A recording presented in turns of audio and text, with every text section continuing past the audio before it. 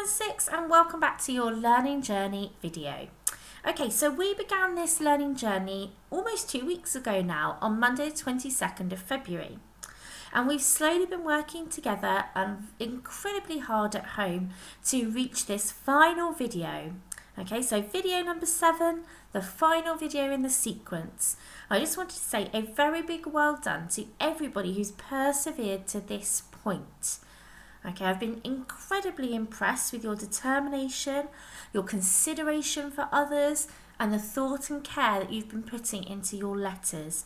And you should be very, very proud of yourselves for all that you've achieved so far. We're going to begin today with a quick recap.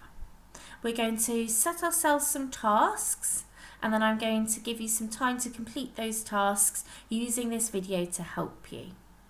So you'll remember on Monday the 22nd of February we began with our question, how can I spread hope in my community?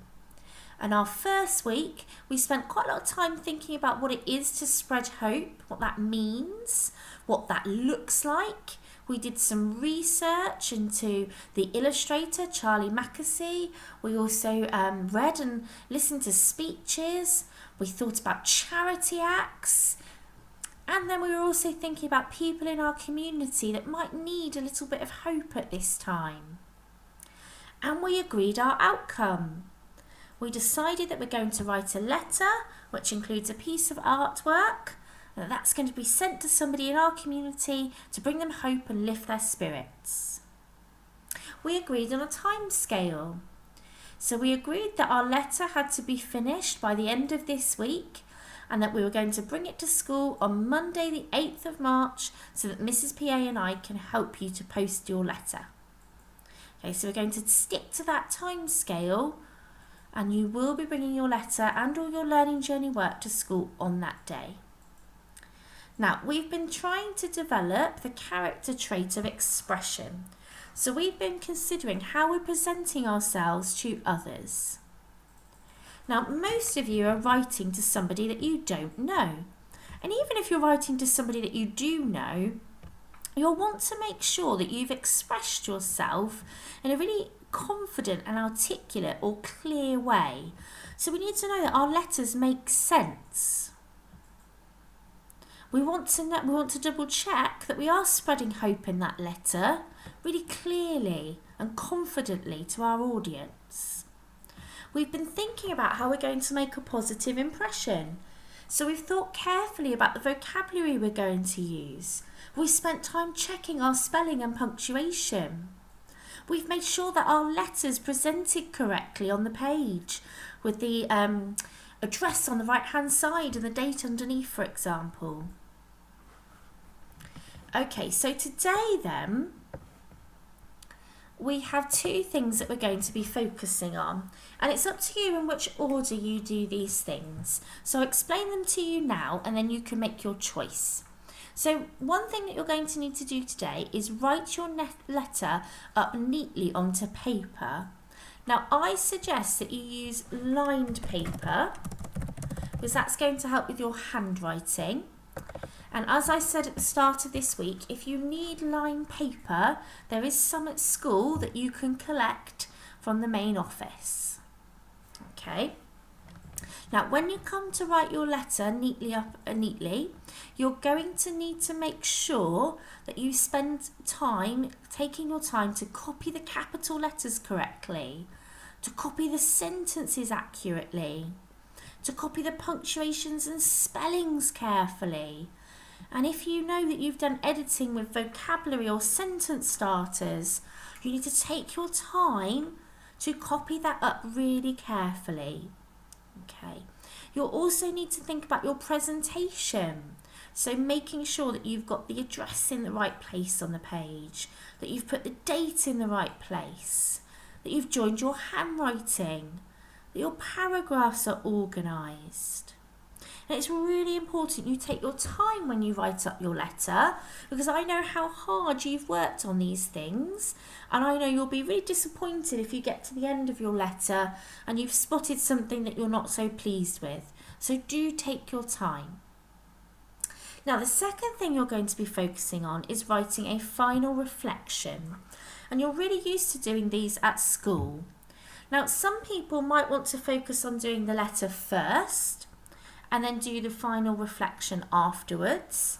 Some people might think, no, I want to get the final reflection done and then I'm going to write my letter up later.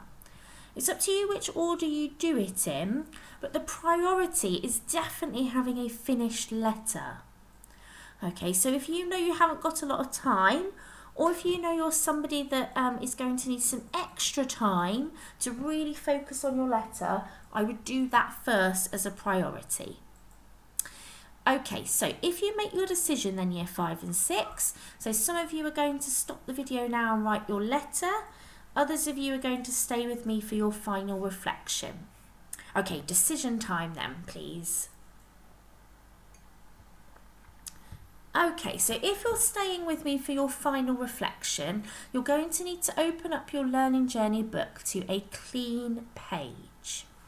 And at the top of that page, you're going to have to really carefully write our question, how can I spread hope in my community?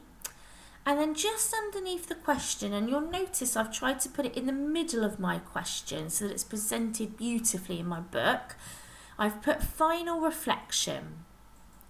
Okay, and I've underlined that with my red pen and a ruler or a coloured pen or pencil that you've got at home. And I've put my date in the top right hand corner. So please take your time to do that and to think about where you're writing on the page so that it's really beautifully presented. Okay, off you go then year 5 and 6. Okay, so the first thing we're going to do is try and answer this question. How can I spread hope in my community? Now, before I do this, I'm going to have a little look back in my book and think about all the things that I've been learning about and doing in the past, well, almost 2 weeks now, isn't it? Okay, so if I was you, I'd pause the video and I'd have a look back in my book and think, well, how can I spread hope in my community? What are my options? What choices do I have?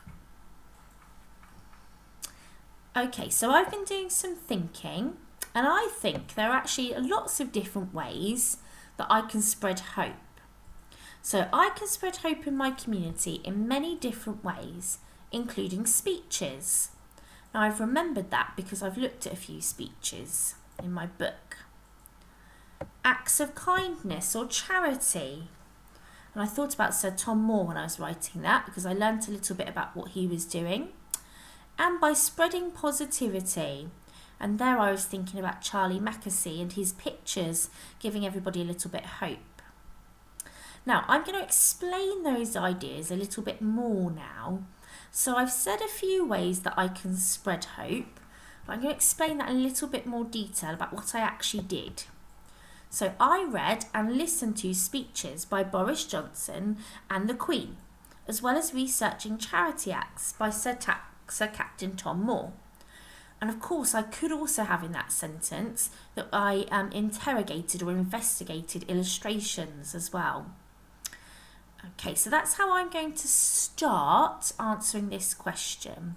I'm going to share what I know and what research I did.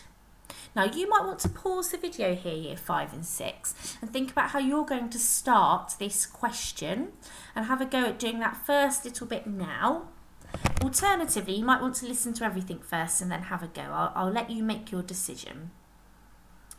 Okay, so when I've said what it is that I've been learning and what I've been reading and listening to, I'm going to give a little bit more detail about what it is I actually learned. So I found out that to spread hope or positivity, I need to think about the language I'm using and symbols of hope that can be used.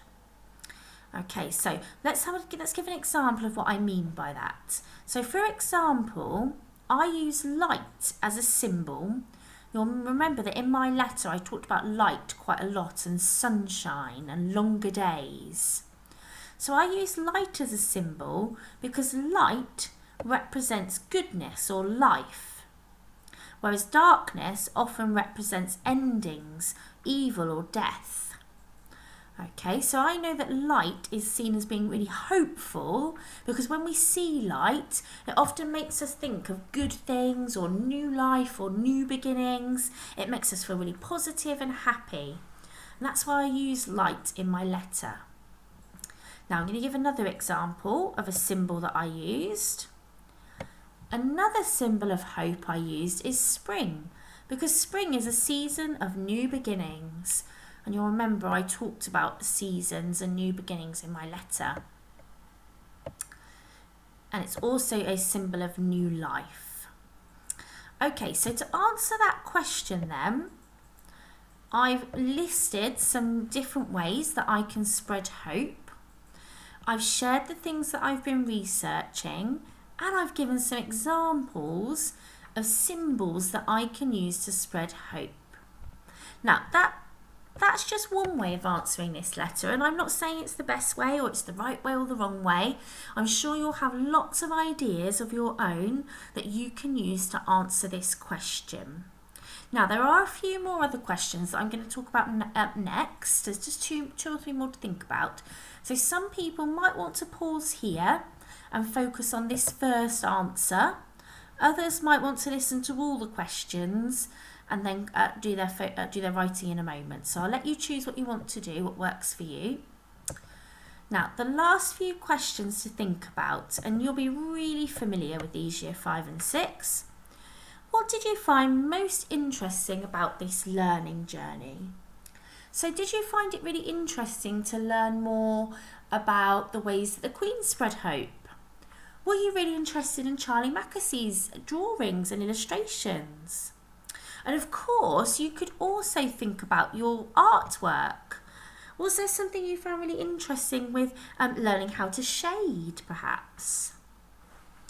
Okay, so next question then. What skills do you think you have developed that will be useful in future learning? So for example, have you now learned about symbols and how symbols can be used in writing? Have you learnt a skill in art that you'll be able to apply? Was it really useful to be doing some research and having to organise and present your ideas in a mind map?